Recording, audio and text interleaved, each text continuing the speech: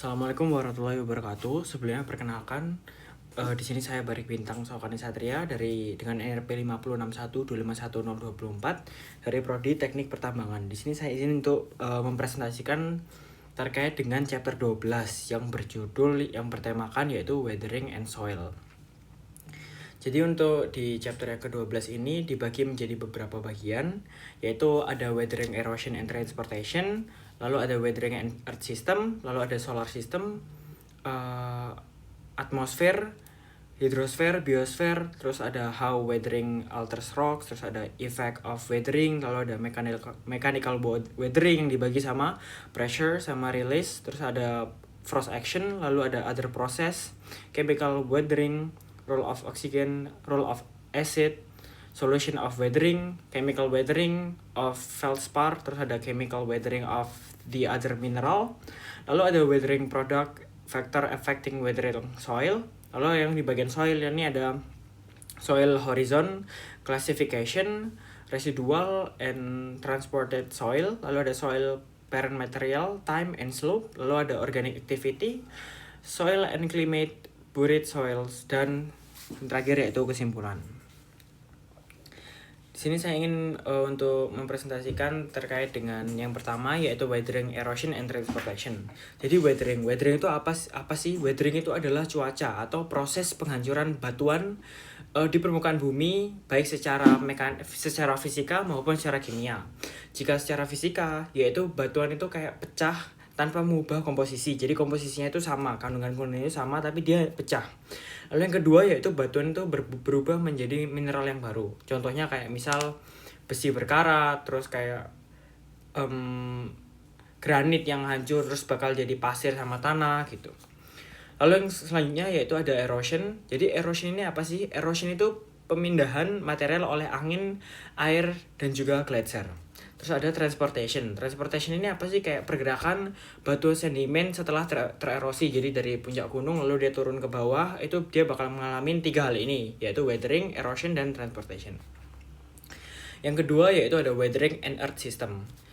Weathering itu kayak berkaitan dengan sistem bumi, yaitu ada atmosfer yang mengandung oksigen, O2 atau mengalami oksidasi, dan CO2 yang membentuk asam karbonat. Lalu ada hidrosfer, air melarutkan mineral, mengoksidasi, lalu mengkikis, membeku, dan mencair.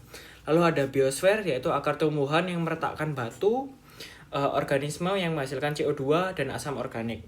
Lalu yang selanjutnya yaitu ada weathering juga membantu untuk mengatur kadar CO2 di dunia dalam jangka yang sangat panjang. Yang ketiga yaitu ada yang namanya How Weathering Alters Rock. Jadi batuan ini berubah melalui mekanis atau melalui fisika dan juga kimia secara bersamaan, secara tidak langsung gitu. Jadi retakan kecil yang dimasuk oleh air, jadi itu setelah itu ada kimia yang bekerja, reaksi kimia yang bekerja. Lalu setelah ada reaksi kimia yang bekerja, batuan itu tersebut melemah dan akhirnya pecah. Jadi tapi terkecuali mineral tertentu yang bisa terlarut, yang bertahan. Kayak misal quartz itu dia masih bisa bertahan. Yang selanjutnya yaitu adalah effect of weathering atau efek dari weathering itu sendiri, yaitu adalah bangunan batu atau patung dia bakal menjadi aus atau hilang detail-detailnya karena efek dari weathering ini sendiri. Yang kedua yaitu ada tanah yang terbentuk dari hasil lapukan. Lalu ada bentuk unik seperti spheroidal weathering, kayak misal batunya itu bakal membulat gitu. Terus yang selanjutnya yaitu ada differential weathering atau batu yang berbeda, lalu tingkat pelapukan yang berbeda. Contohnya itu kayak shell yang cepat lapuk, terus lereng landai, sandstone yang keras, terus dia bakal jadi yang tebing gitu. Jadi kayak prosesnya gitu. Yang selanjutnya yaitu ada mechanical weathering, yaitu dibagi menjadi 3 harusnya, yaitu pressure releasing atau unloading, ada frost action, dan other process. Yang pertama yaitu pressure release, yaitu ada batu yang awalnya terbentuk di kedalaman naik ke permukaan, lalu tertekan, tekanannya itu berkurang, lalu mengembang, terus munculnya sheet joints, terus pengelupasan, exfoliation dome gitu. Lalu ada frost action. Apa sih frost action ini? Jadi ketika air masuk ke retakan, membeku, mengembang, dan memecahkan batu. Jenisnya itu ada dua yang seperti saya jelaskan tadi. Yaitu ada frost wedging, yaitu retakan yang melebar, atau frost halving, saat batuannya terdorong ke atas.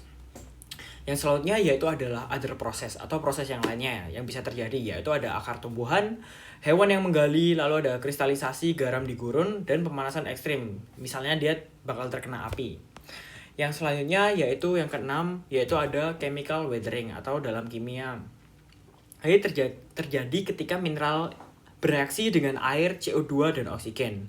Jadi yang pertama yaitu peran oksigen. Oksigen itu bakal reaksinya itu bakal kayak teroksidasi gitu. Kayak misal mineral besi ditambah dengan O2, yaitu misal akan menjadikan limonite, terus bakal memberikan warna merah atau coklat pada tanah dan batuan.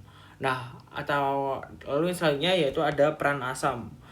Asam ini bakal melepas H+ dan menyerang struktur mineral. Sumber asam itu kayak misal contohnya CO2 dan ditambah dengan H2O atau asam karbonat, asam yang paling penting. Lalu ada asam dari organisme dan asam kuat dari aktivitas vulkanik atau tambang gitu. Terus yang selanjutnya ada solution weathering atau pelapukan dengan pelarutan gitu. Jadi beberapa mineral larut itu seluruhnya seperti misal kalsit ya. Kalsit dia itu larut menjadi Ca2+ dan CHCO3-. Nah, itu bakal menyebabkan terbentuknya gua di batuan gamping gitu. Terus yaitu adalah weathering of feldspar, yaitu feldspar yang ditambah dengan asam karbonat yang menjadi dia clay mineral gitu. Terus ion yang terlarut itu kayak ada kalsium, natrium, kalsite, terus ada SiO2. Lalu selanjutnya yaitu ada weathering of ferromagnesian minerals yang menghasilkan clay mineral, iron oxide, terus ada ion Ca2+, terus ada magnesium juga, magnesium 2+. Yang selanjutnya yaitu ketahanan mineral. Jadi mineral yang paling tahan ini yaitu adalah quartz. Yang paling lapuk itu ada olivine dan Ca feldspar gitu. Terus yang selanjutnya yaitu ada weathering product. Jadi weathering product ini kayak menghasilkan beberapa hal kayak pelapukan ini, yaitu ada clay mineral, quartz yang bertahan sebagai pasir, ion-ion yang terlarut, Fe oxides, SiO2 yang terlarut. Jadi ion ini kayak membuat air sungai dan laut menjadi asin gitu. Jadi ion ini itu yang bekerja. Yang selanjutnya yaitu ada factor affecting weathering, yaitu iklim nih. Pertama yang paling penting, yang faktor-faktor dari menyebabkan weathering ini yaitu ada beberapa hal, yaitu iklim yang paling penting.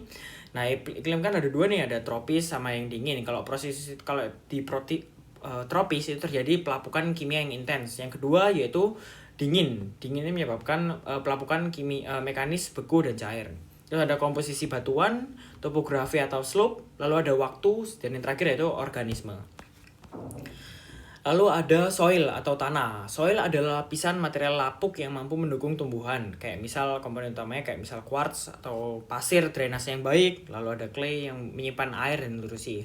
Lalu di soil structure ini biasanya ada sand, silt, clay, ada organik ya biasanya, kayak daun-daunan gitu biasanya. Lalu yang selanjutnya yaitu ada soil horizon. Soil horizon ini urutannya itu kayak O horizon kayak bahan organik, daun atau serasa, lalu ada A horizon atau topsoilnya, lalu ada I horizon dan B horizon dan C horizon.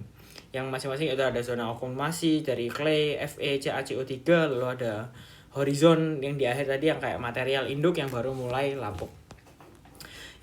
Yaitu ada soil classification kayak dibagi menjadi beberapa bagian, yaitu ada mollisols yang sangat subur, lalu oxysols yang lapuk, lalu ada aredisols yang sangat kering, terus ada histosols yang sangat contohnya kayak tanah gambut. Lalu ada residual versus transport soil. Kalau residual soil itu berasal dari pelapukan batuan yang tepat di bawahnya. Kalau transport soil itu berasal dari air sungai, angin, dan juga glacier. Yang selanjutnya yaitu factor affecting soil, parents material, terus waktu, slope, organic activity, dan climate. Lalu ada special soils yaitu hardpan, laterite itu. Terus ada buried soil yang tenggelam yang terkubur, ada abu vulkanik, sedimen angin, endapan glacier, lava, dan juga studi iklim. Nah, mungkin untuk sekian dari presentasi kami. Mohon maaf presentasi saya, mohon maaf jika ada kesalahan. Wassalamualaikum warahmatullahi wabarakatuh.